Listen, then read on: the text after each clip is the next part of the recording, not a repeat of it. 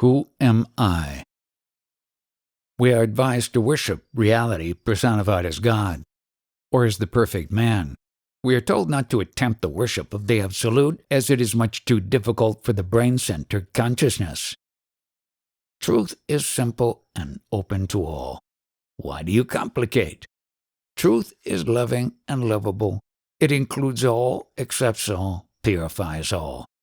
It is untruth that is difficult and a source of trouble. It always wants, expects, demands. Being false, it is empty, always in search of confirmation and reassurance. It is afraid of and avoids inquiry. It identifies itself with any support, however weak and momentary. Whatever it gets, it loses and asks for more. Therefore, put no faith in the conscious. Nothing you can see, feel, or think is so. Even sin and virtue, merit and demerit, are not what they appear. Usually the bad and the good are a matter of convention and custom, and are shunned or welcomed according to how the words are used. Are there not good desires and bad, high desires and low?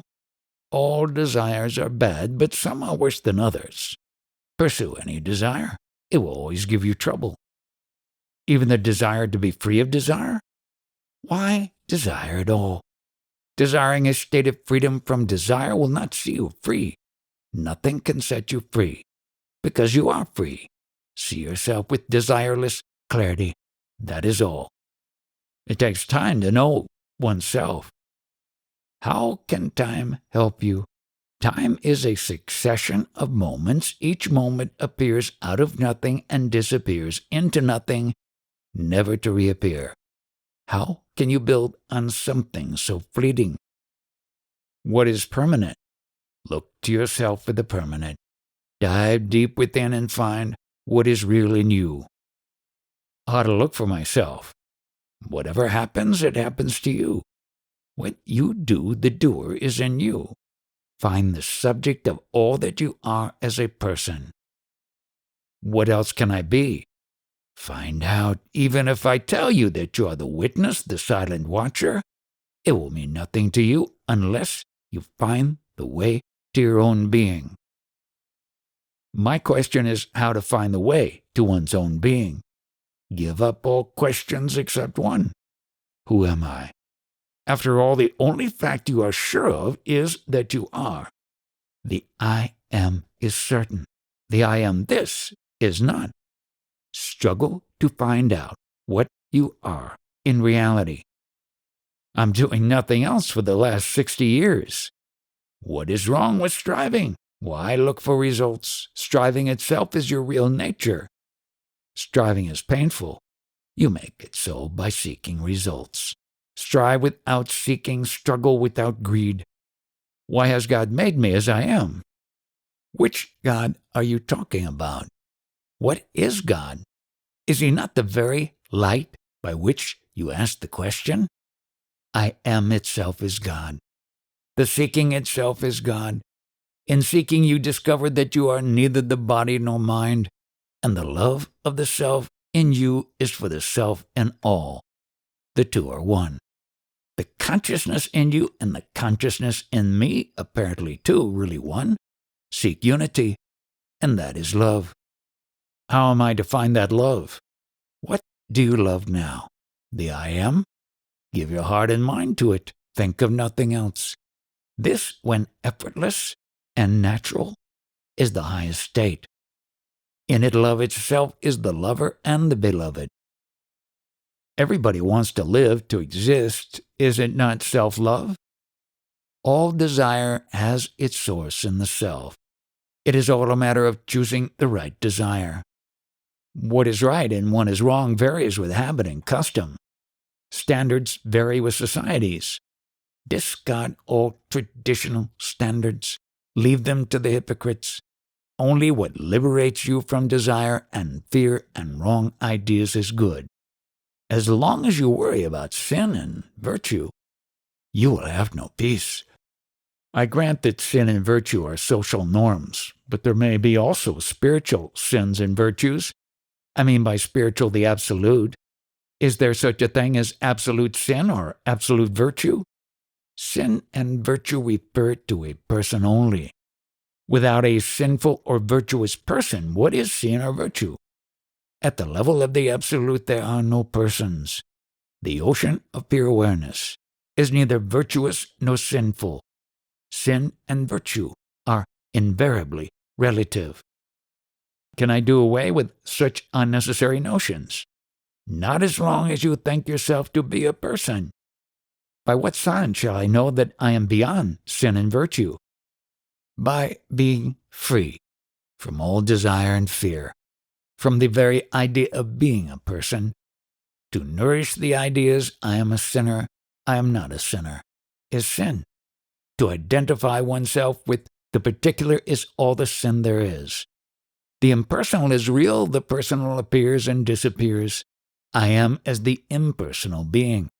I am, this is the person. The person is relative and the pure being fundamental. Surely pure being is not unconscious, nor is it devoid of discrimination. How can it be beyond sin and virtue? Just tell us, please, has it intelligence or not? All these questions arise from your believing yourself to be a person. Go beyond the personal and see. What exactly do you mean when you ask me to stop being a person? I do not ask you to stop being. That you cannot. I ask you only to stop imagining that you were born, have parents, are a body, will die, and so on. Just try. Make a beginning. It is not as hard as you think. To think oneself is the personal is the sin of the impersonal. Again, the personal point of view. Why do you insist on polluting the impersonal with your ideas of sin and virtue? It just does not apply. The impersonal cannot be described in terms of good and bad. It is being, wisdom, love, all absolute. Where's the scope for sin there? And virtue is the only opposite of sin. We talk of divine virtue. True virtue is divine nature, swarupa. What you are really is your virtue.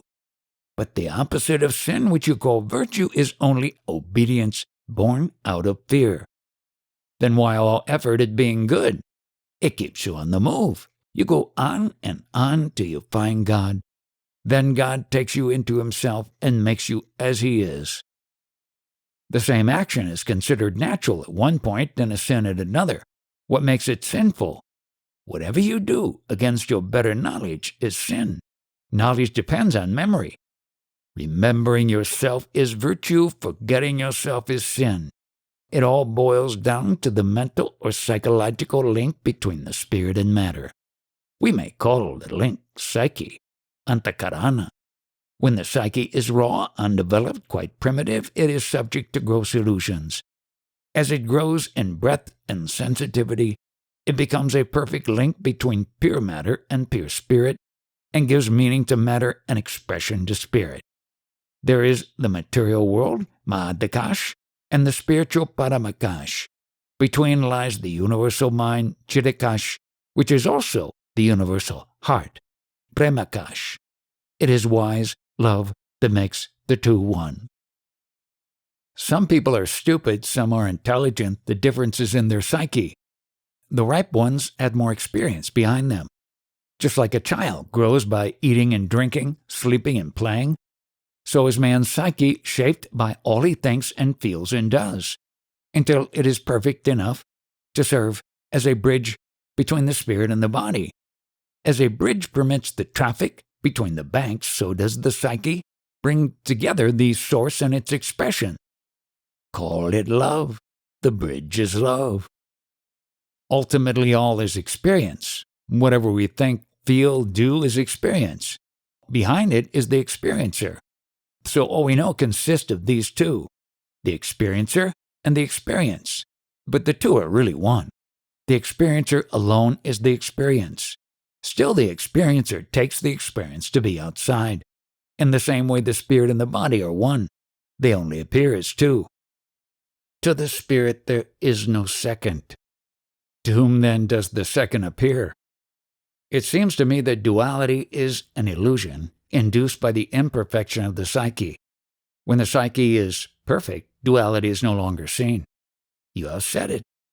Still, I have to repeat my very simple question. Who makes the distinction between sin and virtue? He who has a body sins with the body. He who has a mind sins with the mind. Surely the mere possession of mind and body do not compel to sin.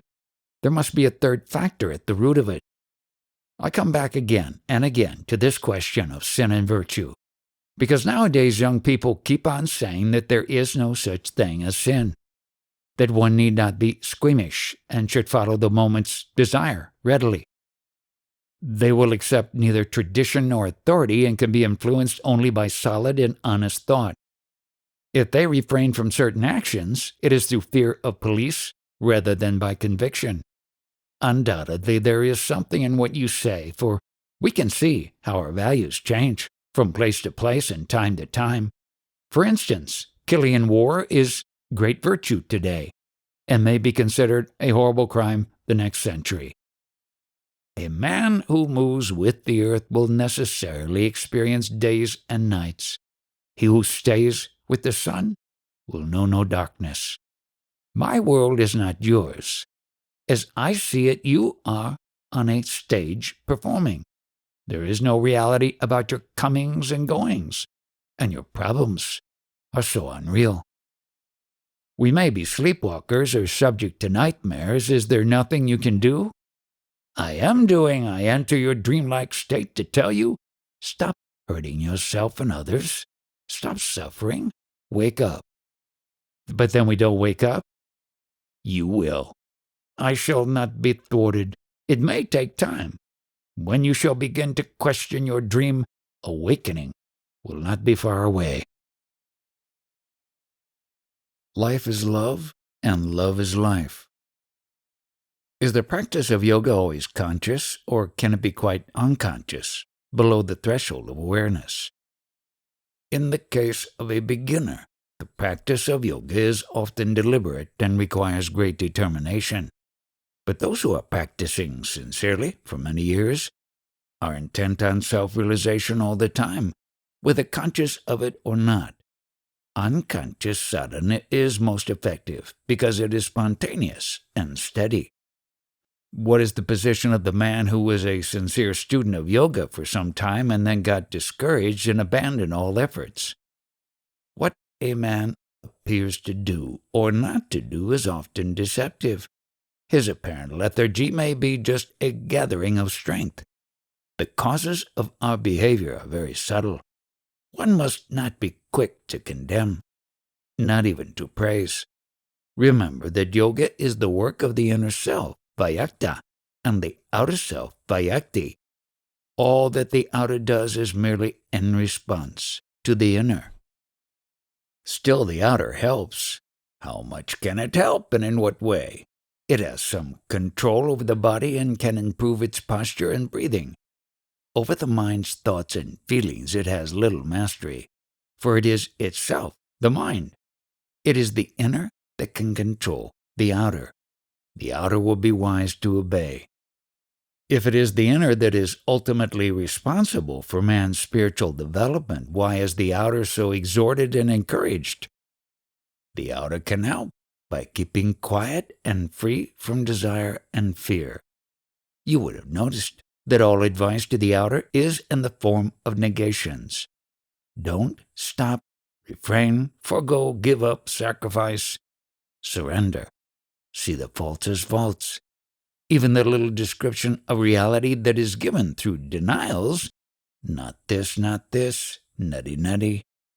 All positives belong to the inner self, as all absolutes, to reality. How are we to distinguish the inner from the outer in actual experience? The inner is the source of inspiration. The outer is moved by memory. The source is untraceable, while all memory begins somewhere. Thus the outer is always determined while the inner cannot be held in words.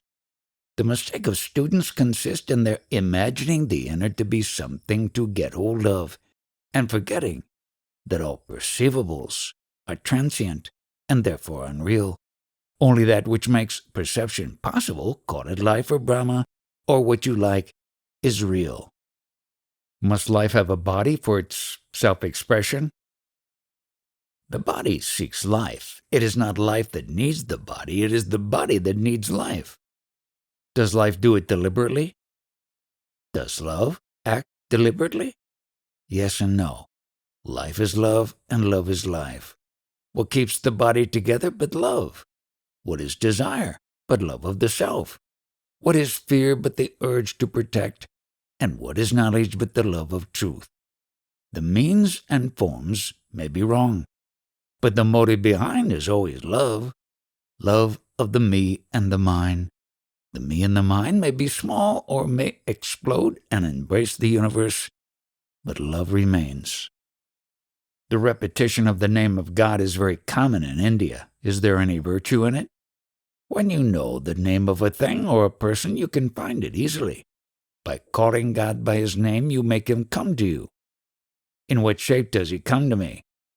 According to your expectations. If you happen to be unlucky and some saintly soul gives you a mantra for good luck and you repeat it with faith and devotion, your bad luck is bound to turn. Steady faith is stronger than destiny. Destiny is the result of causes, mostly accidental, and is therefore loosely woven. Confidence and good hope will overcome it easily. When a mantra is chanted, what exactly happens? The sound of the mantra creates the shape, which will embody the self. The self can embody any shape and operate through it. After all, the self is expressing itself in action, and a mantra is primarily energy in action. It acts on you. It acts on your surroundings. The mantra is traditional. Must it be so? Since time immemorial, a link was created between certain words and corresponding energies and reinforced by numberless repetitions. It is just like a road to walk on. It is an easy way. Only faith is needed. You trust the road to take you to your destination. In Europe, there is no tradition of a mantra, except in some contemplative orders. Of what use is it to a modern young Westerner? None, unless he is very much attracted. For him the right procedure is to adhere to the thought that he is the ground of all knowledge, the immutable and perennial awareness of all that happens to the senses and the mind. If he keeps it in mind all the time, aware and alert, he is bound to break the bounds of non-awareness and emerge into pure life, light, and love. The idea, I am the witness only, will purify the body and the mind and open the eye of wisdom. Then man goes beyond illusion and his heart is free of all desires. Just like ice turns to water, and water to vapor, and vapor dissolves in air and disappears in space, so does the body dissolve into pure awareness, Chidakash, and then into pure being, Paramakash, which is beyond all existence and non-existence. The realized man eats, drinks, and sleeps. What makes him do so? The same power that moves the universe moves him too. All are moved by the same power. What is the difference? This only. The realized man knows what others merely hear, but don't experience. Intellectually they may seem convinced, but in action they betray their bondage, while the realized man is always right. Everybody says I am. The realized man too says I am. Where's the difference? The difference is in the meaning attached to the words I am. With the realized man, the experience, I am the world is mine, is supremely valid. He thinks, feels, and acts integrally and in unity with all that lives. He may not even know the theory and practice of self-realization, and be born and bred free of religious and metaphysical notions, but there will not be the least flaw in his understanding and compassion. I may come across a beggar, naked and hungry, and ask him, "Who are you?" He may answer, I am the Supreme Self. Well, I say, suffice you are the Supreme, change your present state. What will he do? He will ask you, which state? What is there that needs changing? What is wrong with me? Why should he answer so? Because he is no longer bound by appearances. He does not identify himself with the name and shape. He uses memory, but memory cannot use him. Is not all knowledge based on memory? Lower knowledge? Yes. Higher knowledge, knowledge of reality, is inherent in man's true nature. Can I say that I am not what I am conscious of, nor am I consciousness itself? As long as you are a seeker, better cling to the idea that you are pure consciousness, free from all content. To go beyond consciousness is the supreme state. The desire for realization, does it originate in consciousness or beyond? In consciousness, of course. All desire is born from memory and is within the realm of consciousness. What is beyond is clear of all striving. The very desire to go beyond consciousness is still in consciousness. Is there any trace or imprint of the beyond on consciousness? No, there cannot be. Then what is the link between the two? How can a passage be found between two states which have nothing in common? Is not pure awareness the link between the two? Even pure awareness is a form of consciousness. Then what is beyond? Emptiness? Emptiness again refers only to consciousness. Fullness and emptiness are relative terms. The real is really beyond, not in relation to consciousness, but beyond all relations of whatever kind. The difficulty comes with the word state. The real is not a state of something else. It is not a state of mind or consciousness or psyche, nor is it something that has a beginning and an end, being and non-being. All opposites are contained in it, but it is not in the play of opposites. You must not take it to be the end of a transition. It is itself, after the consciousness as such is no more. Then words, I am man or I am God, have no meaning. Only in silence and in darkness can it be heard and seen.